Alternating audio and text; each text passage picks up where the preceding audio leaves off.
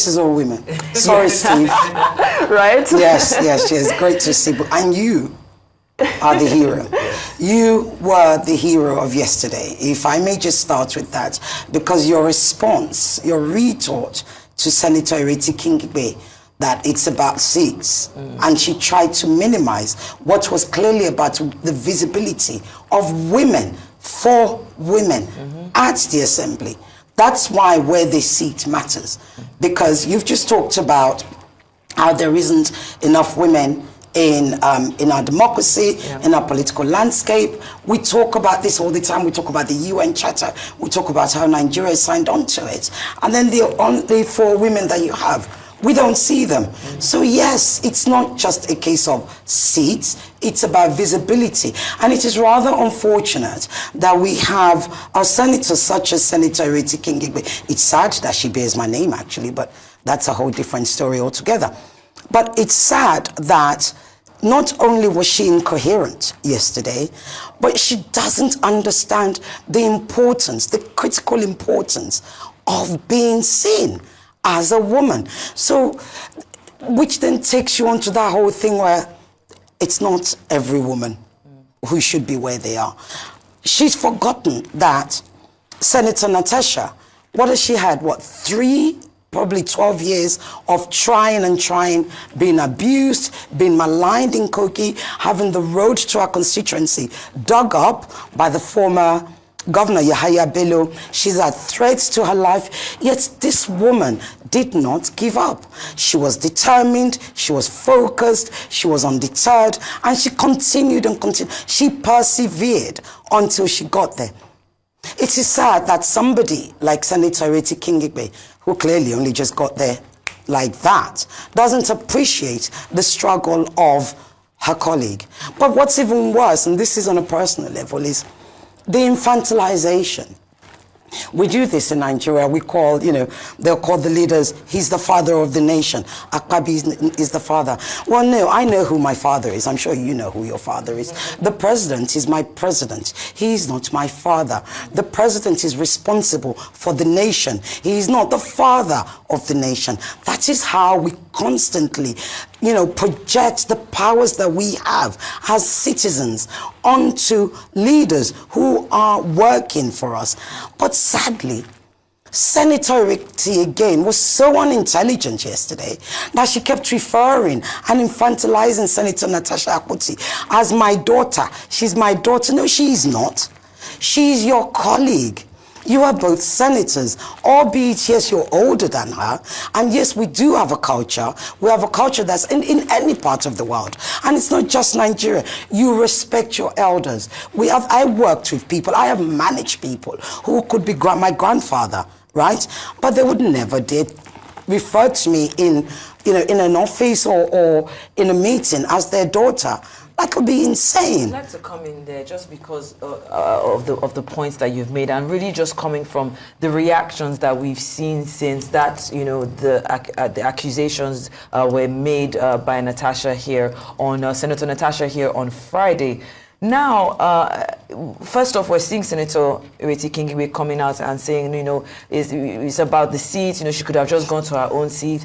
We're seeing the Senate President's wife coming out and saying, I know my husband. He's a good person. He would never sexually harass anybody. I'm always in the house. I know everything that is going on. And we also now have the side of persons who are saying that there have also been people who have falsely accused men of sexual harassment, only to find out that it didn't happen, but then the damage has already been done. How do we balance out, these kind of reactions, especially when it's a he said, she said situation, without the proof that I guess if we take to the court of law that needs to be there? How do we manage these kind of sensitive situations when it comes to sexual harassment, especially in the workplace against women? Okay, so the first thing you do is, whilst we can acknowledge that human beings lie, literally, human beings lie, that is a fact, it's part of the foibles of being mere human. That might be a fact, but it is a tiny percentage that lie about rape, that lie about sexual harassment. Why? Because one of the hardest things to do is to come out as a woman and point to a man and say, you are the person that abused me. You are my abuser. You are my rapist. No. Women, you can see yesterday when Senator Natasha was on this show, on this at the station, you could see the heaviness in her voice. You could hear it. Right? She was wearing sunglasses, but anybody who is discerning would know that there was a lot of pain going on behind those sunglasses. Even more so is the moment a woman speaks up, she becomes even more vulnerable.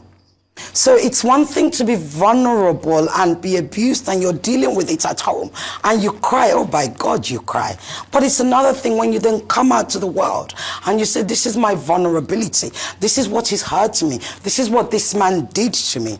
So when people say, oh, you know, we hear of lies, yeah, well, you know, our politicians lie to us all the time. You know, hardly any of them ever go to jail for lying to us. So that's that. Now, going back to your other question about proving sexual harassment, this is also the other thing that I have been trying to educate. I'm tired. A large majority of very, very, very ignorant men, all of yesterday, is that the hardest thing to prove is sexual harassment. Why? Because the power of sexual harassment is the surprise, random, unexpected nature of it. So I didn't come here thinking anybody would sexually harass me. You don't go into your boss's office thinking you're going to be sexually harassed. But then it happens and you're in shock. You don't know what to do. So how do you prove that unless there was a witness, right? So if there's nobody there, well, of course it's he said, she said. This is why it beholds on all of us to actually, when it comes to these sorts of allegations, we are trained to always believe the woman first, not because we are sure they are telling the truth, but because when you say to somebody, I believe you, it's like your child. When you say, I believe you, it then gives you an opportunity to investigate. Because if you literally dismiss what they're saying, then you're not going to get a chance to investigate. So we really must applaud, I personally applaud Senator Natasha for her courage, incredible courage, especially in her position, for coming out, especially in a country like ours, especially in the cesspool that is a Nigerian sexual harassment epidemic. We do have an epidemic of sexual harassment and rape in this country. In actual fact, before I move on, I think we're at the point, as a girlfriend of mine said to me yesterday, and she too had been through that we need to declare a state of emergency because it really is that bad. And it takes a woman, a really courageous, intelligent, sharp, determined woman like Senator Natasha, an Amazon, to come out and say, it has happened to me. Think of Weinstein. It took one actress to say, me too. So are we at the point where we're going to say, hashtag Akpabio me too? And Akpabio doesn't necessarily mean Akpabio the person, because he's not the only person that's called Akpabio. But that name, because you have a Senator Natasha who was able to point to say, this boss of mine allegedly did this to me, then Akpabio, the name Akpabio easily can become synonymous with sexual harassment and the declaration of war on sexual harassment. While we're on that, because, you know, one of the biggest talking points at the moment is that, okay, fine, well, we've only heard one side of the story. Correct. What do you want to see happen? What are the next steps that, if I may call it, a sane climb, we would see taking place so that there can be justice, fairness, so this issue can be resolved in the correct manner? Excellent question. Sorry, I didn't finish answering Shaitan's question because she did ask about the wife. Yes. Mm-hmm. Wives, it's okay to defend your husband if that's what you believe. You know, I understand that. After all, we're all women, right? It's love and all of that stuff. But it is pitiful when you say you are going to sue the accuser of your husband when the accuser didn't accuse you. It is pitiful that while she may have been at the house on that day, and Natasha told us her husband was also at the house, she certainly wasn't in his office when he did it the second time. So what is she going to sue about? What? Stand by your man? I don't know. Anyway, going back to your question again, please ask. Oh yeah, you said what do we want going forward? What Excellent question. Yeah. What makes sense is investigation. Look, we can't keep having women literally coming out in spite of the abuse they're going to receive, because from yesterday, men, really stupidly ignorant men, had already started going on about Senator Natasha's history. Well, I dare them to ask their mother if their mother doesn't have a history of boyfriends. And why does it matter? Why should we care what a woman's history is? The fact of the matter is, whatever your history is, it does not invalidate that experience that she is claiming at that time, which is why we must investigate. How do we get a really sort of fair and decent and trusted investigation? The Senate president has to stand down. There's no other way, because he cannot preside over a case that's actually where he is the named perpetrator, allegedly, right? He can't. So at this point, we need the Senate president to stand down. At this point, I call, and I know that many Nigerian women actually agree with me, we call on President Bola Tinubu to actually do the needful. They need to advise the Senate President, Senator Akpabio, to stand down until the investigation is corrected. Because, Mr. President, you have an opportunity to change Nigeria. You're doing a lot of reforms, but this is a reform that's generations old, that should have happened. At this point, sir, we need you to stand up for women.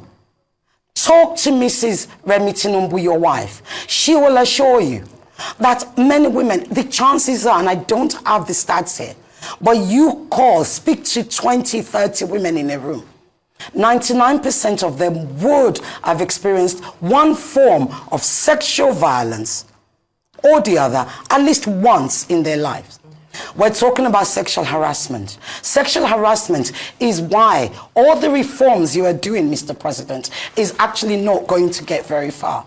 Because unless you stand up, sir, and you protect and speak up for women and say, the women of Nigeria come first, whatever you're doing, we're really not going to get very far. And just to, take this from another angle as well, because some people might say that, is this how we're going to do it? Does this mean that women who've experienced this or allege they've experienced this should now all come and report on public platforms? Why was the correct process not followed? Why was it not reported? Why did it? Surely there's a way that these issues are handled within the Senate.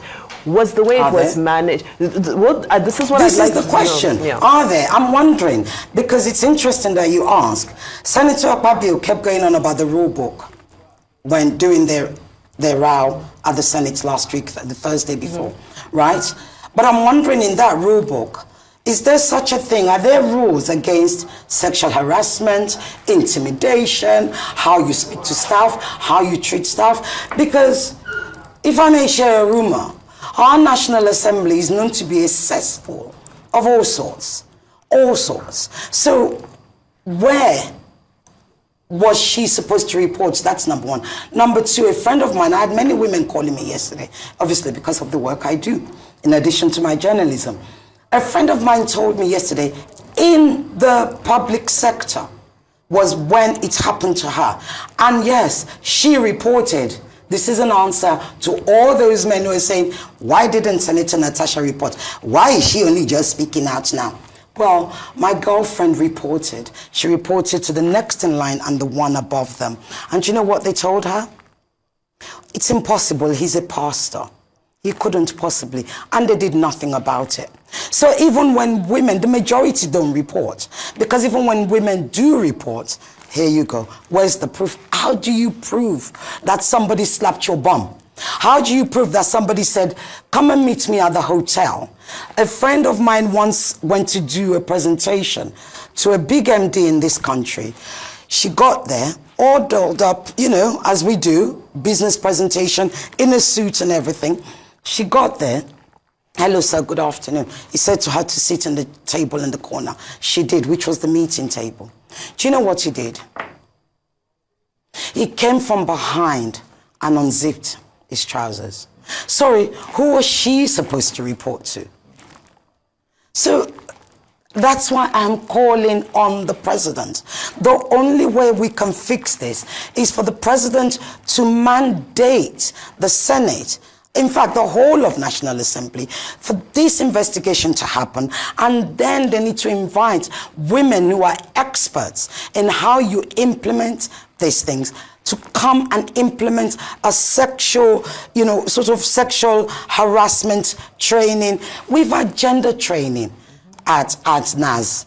You know, you've had gender training at the CBN under SLS. These trainings are important. We're not saying they're going to solve everything overnight, but they are a start, because often a lot of men don't, and there are good men. Oh gosh, there are good men. And that's the thing, when you get good male allies, they literally, that's why she probably couldn't tell her husband, because men work with ego. Right? So they literally take it personal, like, why, how dare you? But the majority of men do this. And the majority who do this, there's also a percentage of them who don't even know that they are actually behaving in a sexually... Somebody sends you a naked picture of themselves. It will say, it's just a picture now.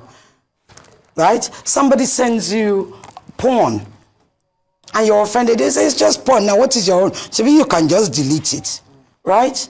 They don't know that sexual harassment comes in many forms. What Senator, and I must go back to her, what Senator Natasha Akpabio said yesterday is one of the most egregious forms of sexual harassment. It's in your face, you know, but there are those who are, we all know when a man is standing in front of us and undressing us, right, with his eyes, right? How do you tell anybody that?